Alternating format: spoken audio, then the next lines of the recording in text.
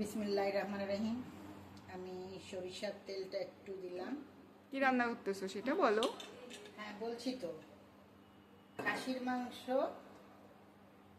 হাড্ডি মাড্ডি সব কিছু দিয়ে, আচ্ছা যেটা আমি বলছি খাসির মাংসটা ভালো করে ধুয়ে রেখে দিয়েছিলাম। আমি এখন এটার সাথে হলুদ আধা চামচ,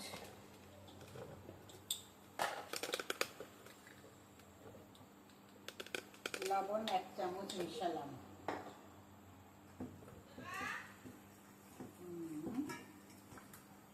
ভালোভাবে মিশালাম।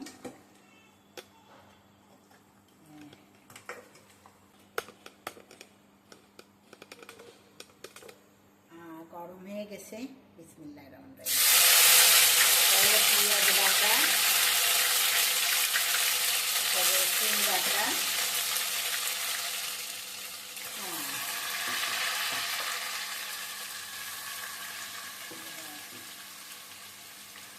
মাংসটা দিয়ে দিলাম।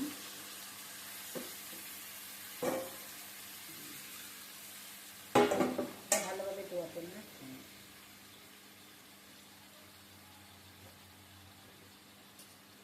হ্যাঁ, এটা হলো 1 চামচ ধনের গুঁড়া। আস্ত মরিচ দাও তাহলে, দাও। হ্যাঁ, আর কাঁচা মরিচ দাও। খাসির মাংস এই জন্য একটু কষাতে হবে যাতে গন্ধ না থাকে। আমি সব মরিচ বাটা নাই তো আস্ত শুকনা মরিচ দিলাম।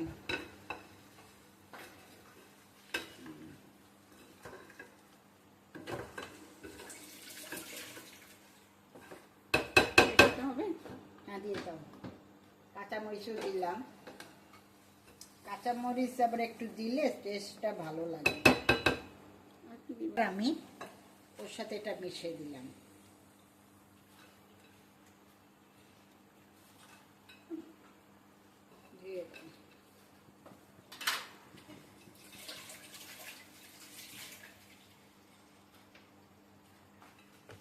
রাখো মা, আমি নাড়াই দিচ্ছি।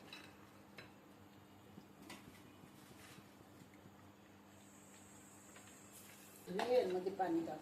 আমি আবার সবসময় মাংসর মধ্যে বা খিচুড়ির মধ্যে আস্ত একটা রসুন ফেলাই দিই।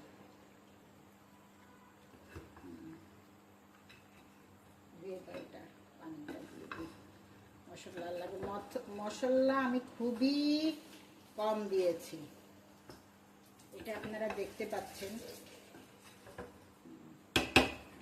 এখানে 1 কেজির মতন মাংস আছে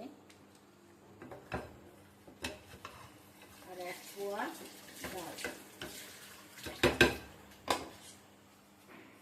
এখন আমি এটা কষাতে দিব।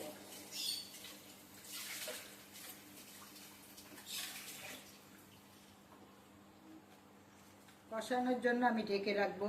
ওটা তো ঢাকনি দাও। জালও আসতে দিয়েছি। মাংসে আমরা পানি দিয়ে দিলাম। এখন বললো একটু পেঁয়াজ ভেজে উপর দিয়ে দিতে, তাহলে টেস্টটা আরও খুব ভালো হবে, গ্রানটা খুব সুন্দর হবে। তাই একটু পেঁয়াজ ভেজে দিচ্ছি।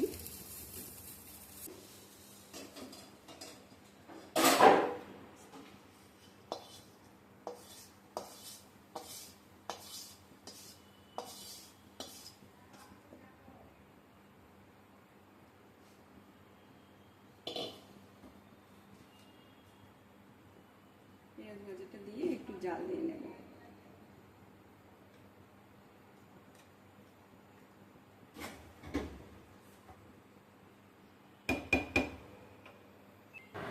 এবার সামান্য পরিমাণ গরম মশলা দিয়ে দিলাম। হয়ে গেছে আমাদের আজকের রান্না, ছনার ডাল দিয়ে খাসির মাংস। দেখতে তো খুব মজা হয়েছে, আমরা এখন মজা করে খাবো। আপনারা ওইভাবে বানিয়ে দেখবেন, ইনশাল্লাহ ভালো হবে।